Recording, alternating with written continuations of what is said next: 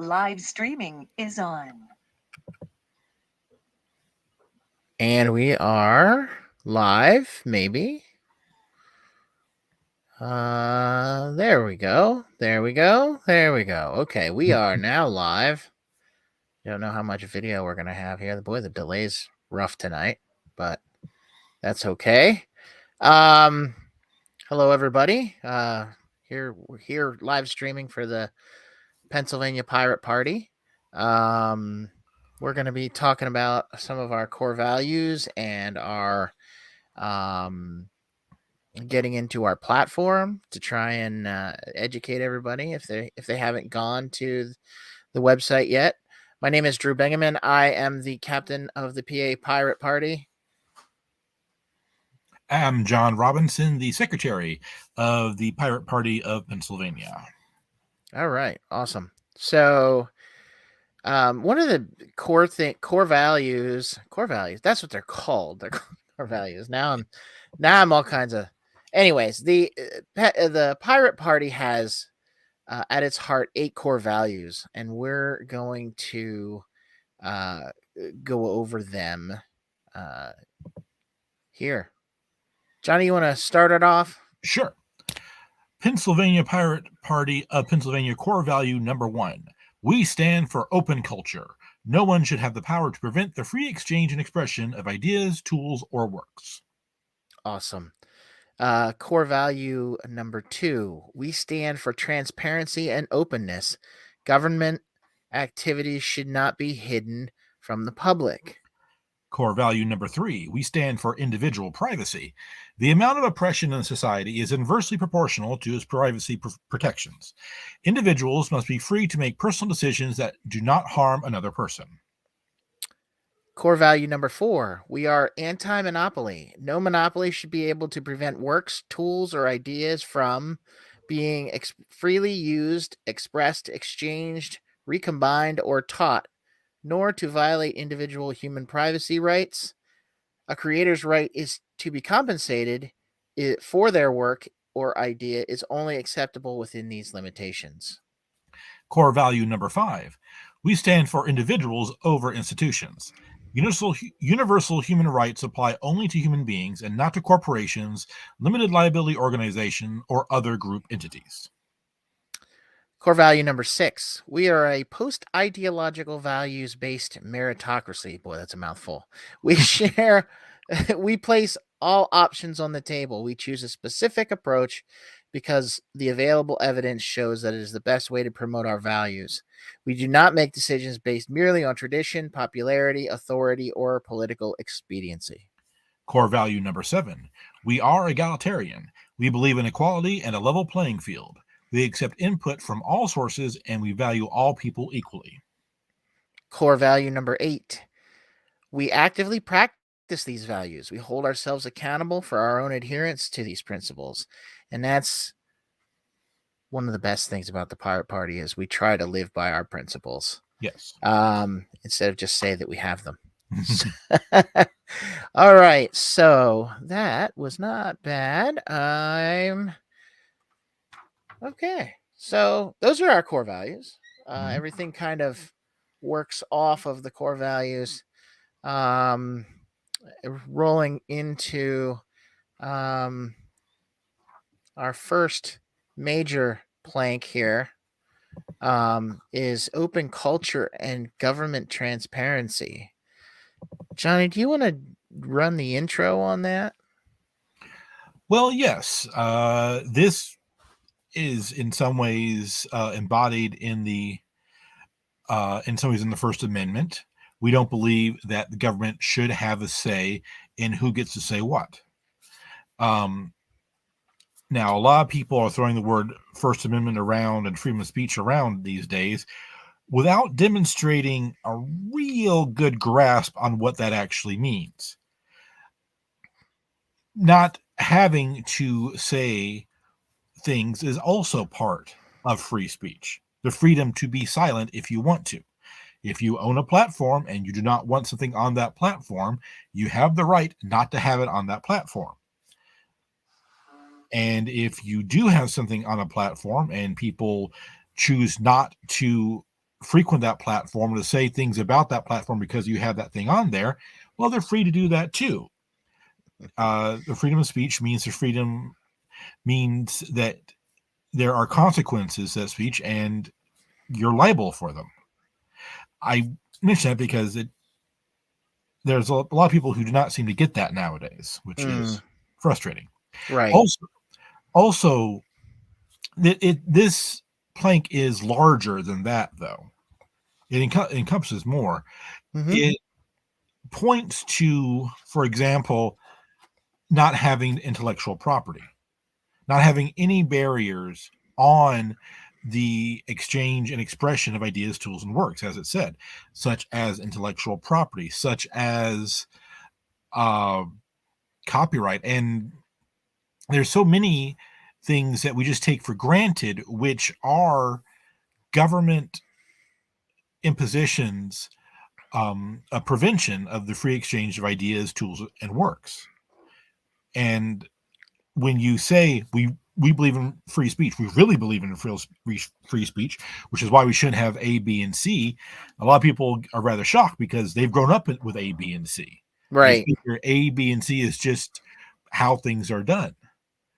And that takes some doing to convince them, no, this is actually preventing the free exchange and expression of ideas, which is one of the things that makes a vibrant, resilient, healthy culture. I agree. I you know what, Johnny, you said it pretty well there. So let's see here. I am not okay. We'll cut that out in post. So the open culture and government transparency, we've lopped in most of the copyright and DRM, IP. That's intellectual property, not internet protocol.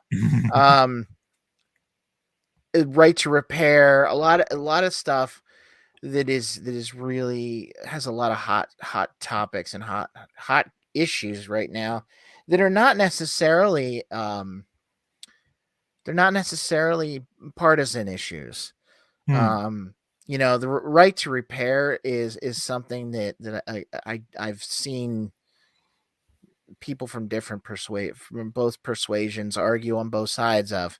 And you know, obviously the side of the corporations is against the right to repair bill. And if anybody doesn't know what the right to repair bill is, it's legislation that would prevent a corporation from denying you the ability to repair your own equipment that you have purchased. There are triggers, there are things that will, if you try to repair, they'll basically destroy themselves. They're practically, you know, self-destruct mechanisms. If you know, that are put into these things. So it's so to get that right back so that they can't have the monopoly on repairing their equipment that they manufacture. I think that's an important one going forward. Yeah. I think copyright is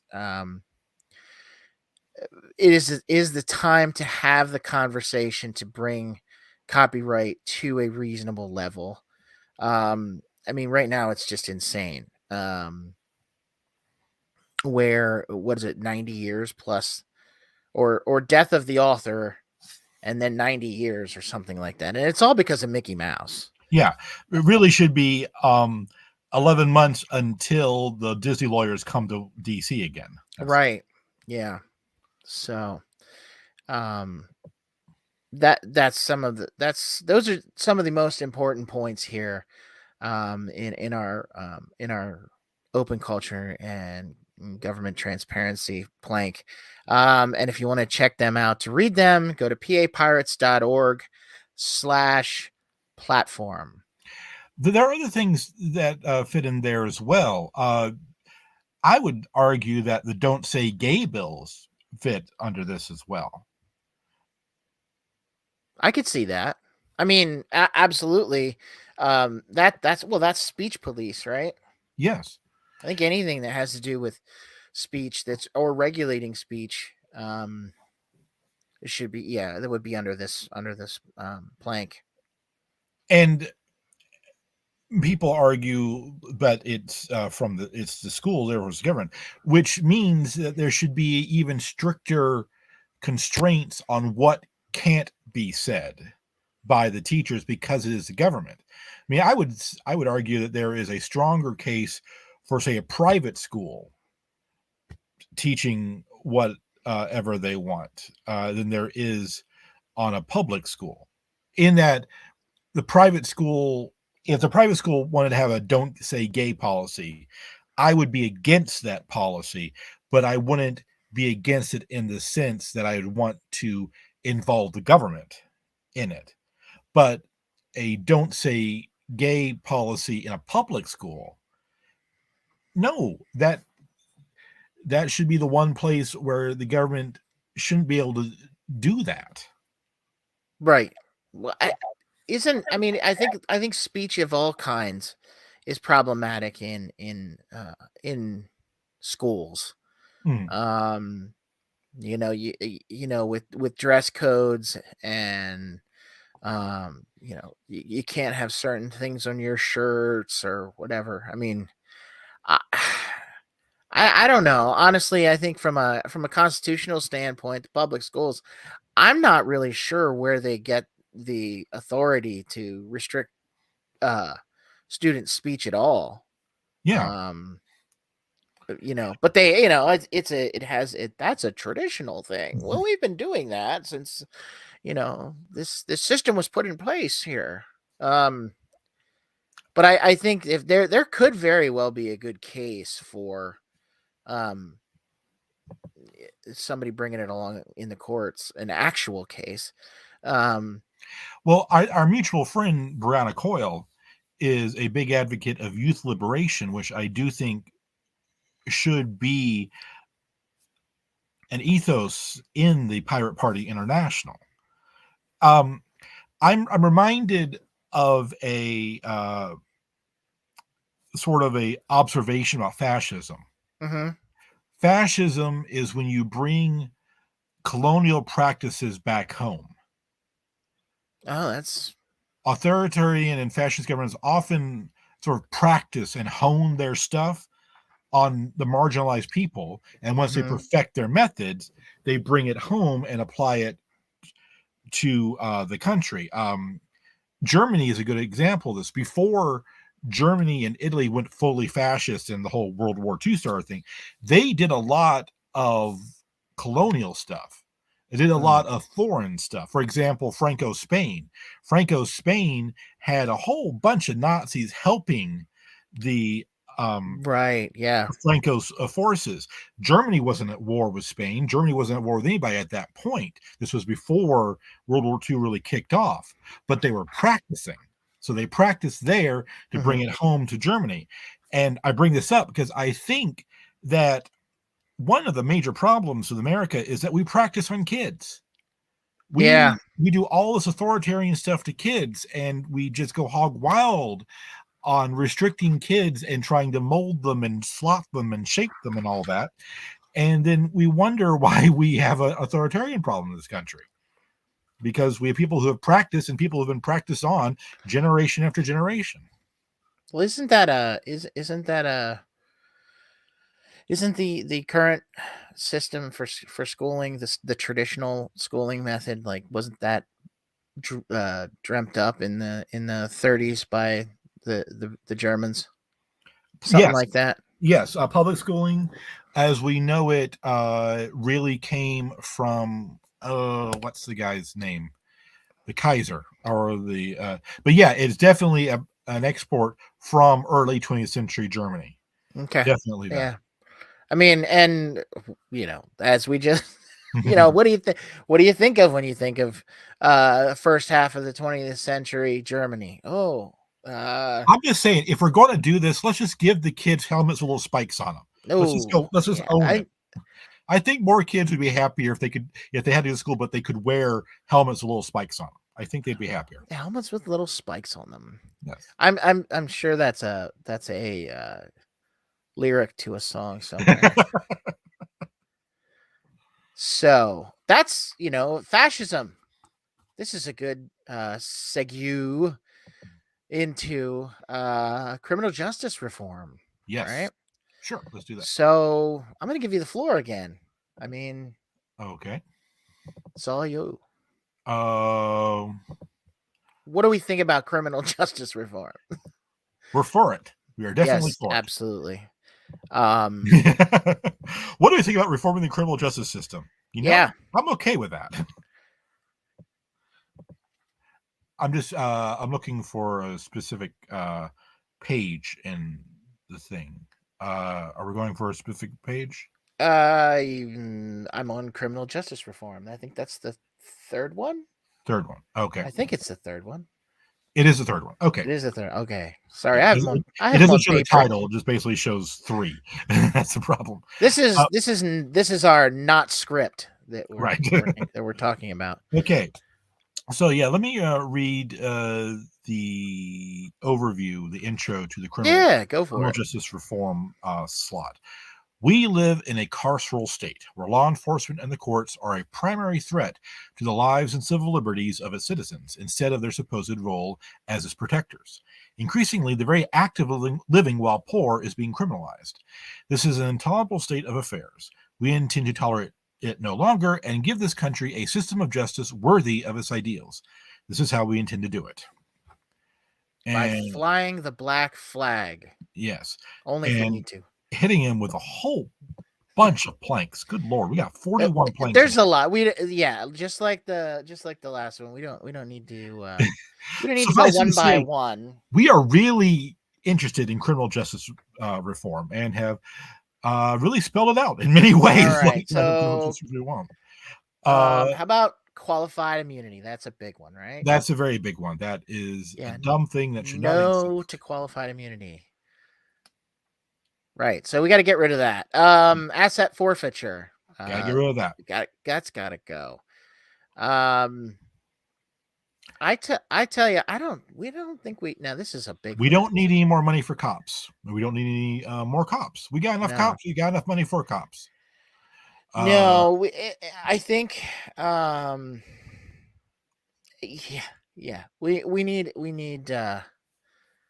we have the citizens review boards. Do we have that in our platform? I think we have something along those lines. I know there's so many planks here on this one.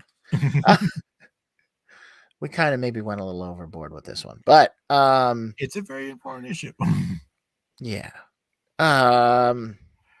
Here, we'll do this. I have a random number generator here. Hey, 1 to 41 planks. We will do 3 planks at random from this and just do more of a deep dive into them. That's good. Let's do that. Okay. I'm into that. I take that. That's a good idea. Our first plank is number 36. Oh boy, now we're going way back. Oh, that's on page 3. Let's see.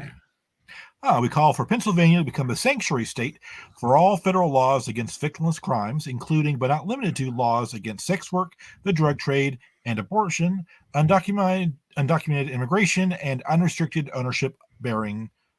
Well, I think one of our planks should be on a bit closer copy editing. But yeah. We want Pennsylvania to become a sanctuary state for all federal laws involving sex work, drugs, abortion, undocumented immigration, and unrestricted ownership of firearms. Yeah, sounds good to me. Yes. Now, a lot of people are wrong when they think of sanctuary states or sanctuary cities or sanctuary whatever. Okay. They think that it is a negation of local laws, like, oh my God, you're going to let all these people commit crimes in your city. You're just going to make it a safe haven for criminals. Well, the thing is, all the laws that this is being a sanctuary of aren't state laws. We're not. We want, if there's a law against sex work in the Pennsylvania, we want to abolish that. If there's a law against drugs, we want to abolish that. Right. Laws against abortion, immigration, although country immigration, or firearm ownership, we want to abolish those. I mean, that's another issue. We want to abolish those completely. Sure. But Yeah. sanctuary simply means we don't want PA cops and the PA government to help the federal government in the prosecution of their laws in these cases. Now, I'm not saying we want to obstruct them. I'm not saying we want to like tackle an FBI agent if he comes to Pennsylvania or anything, but Pennsylvania cops, Pennsylvania prosecutors, Pennsylvania government should be used on Pennsylvania laws and crimes affecting those Pennsylvania laws. We shouldn't subsidize the federal government in their laws. That's what this is about. Right now, states subsidize the federal government when it comes to sex work, drugs, abortion, immigration, and firearms because local cops help the feds on federal laws. We don't want that to happen on these particular laws because they're not good laws. And we can't, from our platform with our whatever reach we have, stop the federal government from doing all that. No. That would be outside of our No. purview until we get a majority of pirates in Congress. But at the very least, we can push for Pennsylvania not actively helping with these bad laws. Right. That's what we're calling for. That's a good one. Yeah, I think so. Yeah. All right. What's our next one, number? 29. 29. That is page 2 at the end. Well, yeah. As I said, we call for decriminalization of abortion without restriction. Right. I mean, and just as a reminder to anybody who's listening to this in Pennsylvania, there will be in the spring primary, there will be a constitutional amendment up for approval that basically says there is no right to an abortion. So keep that in mind if you're an abortion voter. That's coming up. Yes. So yeah. So yes, we call for the decriminalization of abortion. There's one thing I would like to say about this. A lot of people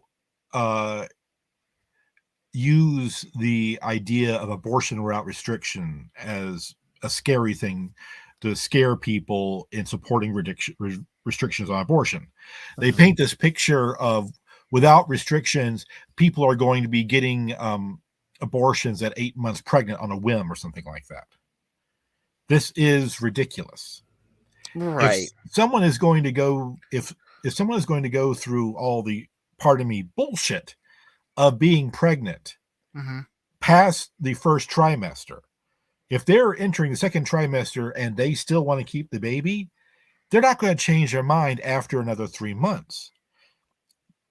On the vast, cosmically vast, like we're talking bigger than the galaxy, vast, local superstructure of galaxies, vast number of women who have abortions after the first trimester have them because there is something seriously wrong with the pregnancy.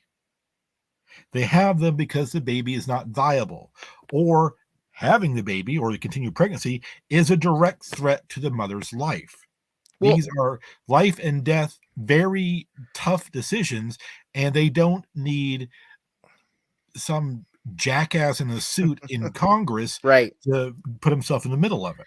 Right. So these are also the very, very, very minority of all abortions that and that those are always the scary ones. The one that they use as the scary, and they also use. I mean, I don't know. They try. I don't know if it's gonna fly anymore, but the abortion butcher doctor that was down in Philadelphia that ended up going to prison, right? Right. They use him as the well, this is how all of them do it, right? Trying to make it a horror show, and while that can be, it's not part of the you know, You the can find 99.99% of that's not how it works. you can find freaky bad actors in every profession. Yeah. I mean, there is a florist out there in America right now who is what's the word, using like house cats for fertilizer in their begonias. I mean, Yeah. there are weird, freaky people out there, and sometimes they get in places that the local news finds them. That's just going to happen. Right. That's not indicative of most abortion doctors or most florists. Yeah. That's true. All right, let's get the third one. The Oh third yeah, one, one more. Number 10. Number 10. That's on the first page. Yes, it is. All right. Oh, I got it. Go ahead. We acknowledge that surveillance technologies, CCTV, face printing, DNA and biometric databases, acoustic gunshot detection, drones, AI and risk profile algorithms, and all other forms of predictive policing are weapons in the hands of law enforcement. We call for the end of police contracts with any private companies that provide these services and the prohibition of the experimental design and rollout of in-house systems. Yeah, because 1984 is bullshit. We don't want that. Yes. Yeah. So if you've never read 1984 or have any idea what that means, please go and look it up. Or Yeah, read. no, this is the Orwellian nightmare. I don't want these cameras. I don't want those things in the hands of law enforcement. Honestly, there's enough in the hands of the public now, and that we're not going to roll back, because honestly, I think the cameras and microphones in the hands of the public has shown us a much better picture of what actually is going on out there. And it needs to be pointed out, completely separate from the discussion of ethics when it comes to AI and risk profile algorithms and predictive policing and the ethics and constitutionality of a lot of these things. Aside from all that, there are serious questions about how functional they are. A lot of things don't work. Right. The face recognition, especially. Yeah. Face recognition has serious problems. AI has a serious racism problem because it trains on American society, and American society is racist. Yeah. Well, it's not just that. It's also that when, like, especially with this is one of the reasons why the face recognition software is messed up, is because it was trained on faces that look kind of like mine. Right. White, bald, whatever, but yeah, guys like me are the ones that were programming the damn shit and testing it out. And this is a widespread problem, not just in this. I remember reading an article once about how movies were just, and not even wasn't a malicious thing, but for the longest time, movies were lit for white people. Because when you have that kind of palette, certain lights works, certain colors, gel work, stuff like that. When you introduce a larger palette, you need to change your gels, you need to change your lighting system. But we didn't. For the longest time, we didn't do that, and it essentially made white actors look better than black actors because it was lit for them. And if something that innocuous can happen for decades, right, without anyone doing anything about it, imagine what's going on in something a bit more fraught, like AI and facial recognition and stuff like that. Oh, there's vast problems with AI and just algorithms in general, and everything's starting to be run by algorithms, at least at the first layer. Yeah. And if you have one of those, if you have something that it'll flag, even if it's completely innocuous, you're never going to get through. Whatever it is looking at for you, if it's an algorithm that is going to either accept or reject whatever kind of request you have. If you have one of those red flags, you're never gonna, and who knows what some of them are. Some of them are just some of them are like traditional black colleges don't get through on the the application selector on your resume. Mm-hmm. They'll reject traditionally women's colleges and traditionally black colleges. They'll just like blanket reject them, and nobody knows it until they actually go and check it out. Like, what is Right. it actually doing? So It's not like the AI displays a little white hood when it does something like that. right. No, it It's all just does it. smooth. Yeah. Most of the time, nobody even knows that it rejected 150 applications just because of that. Not because it didn't have a proper degree, but because it was the school that they listed. So, Right. like, yeah, there's AI is a serious issue, and it's not an issue with AI. It's an issue with the people that train it and build it. But it's not even an issue with them in the sense that they're bad actors. Right. This if people are confused about the idea of like institutional racism, this is institutional racism. You got an entire system that produces verifiably racist and sexist results. Mm-hmm. And if you polled everyone responsible, most of them would not poll as big old racist or big old sexist. No, They're people relying on the work of others, and they're relying on the work of others, and just the institution produces bad results without right, the and individual being problem. I think the biggest thing with, especially with facial recognition, is the testing was not comprehensive enough to say yes, we have a good facial recognition software now. Where if you're testing it in northern Vermont or wherever, where it's a lot of white people, Right. and oh, look, we're recognizing 98% of the faces. I mean, that's pretty good, but at the same time, I don't want to be on the street and have these stupid things. It's gonna be. I have enough technology on me that tracks me and tries to give me crap. I don't need more stuff on the outside. Although, who knows? It might even just go to where it's all built into us. So, where are we at? We're into. We did 3 on We criminal did justice reform. 3. Yeah, no, that's cool. I think I'm just kind of looking at. I'm just looking at where we are. I was thinking, kind of trying to make this like maybe a 3 or 4-parter, but I think 3-parters might work.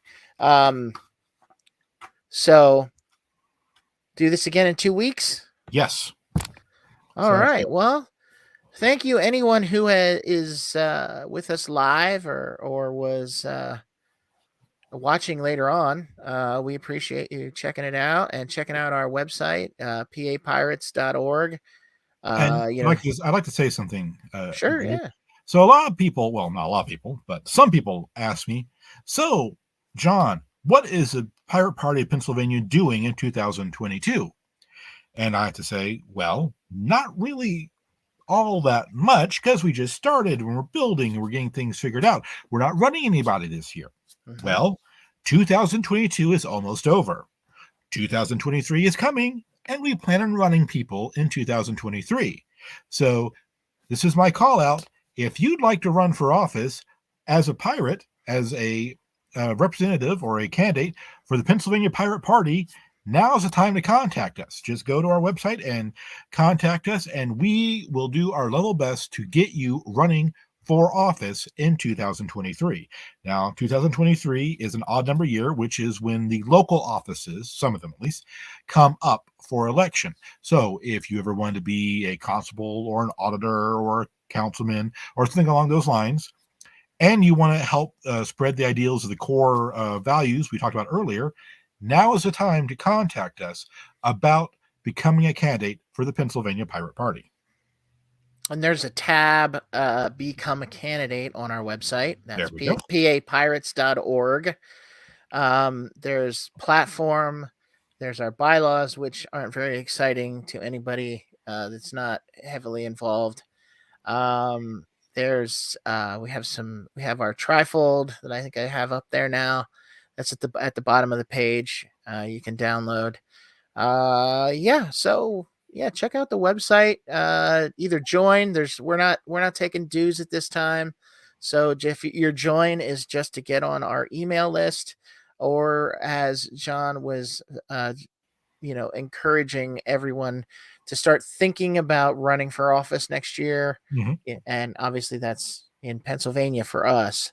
If you're in another state and you want to run, we can help you get in contact with the right people.